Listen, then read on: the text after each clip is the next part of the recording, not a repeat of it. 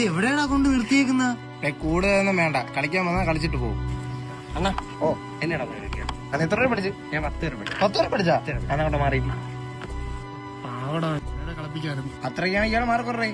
അല്ലെങ്കിൽ വേണ്ട, ഈ പ്രായത്തിലൊന്നും അവര് കളിക്കാറില്ല.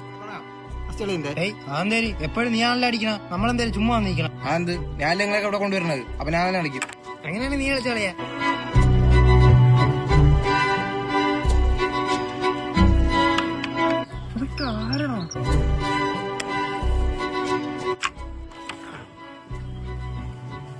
അണ്ണാ എന്ത് പ്ലസ് 1 ഇങ്ങോട്ട് മാറി.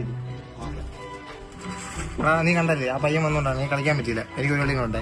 കള്ളക്കളി അതിവിടെ നടക്കില്ല. അനി അളിയ അവൻ പറഞ്ഞു.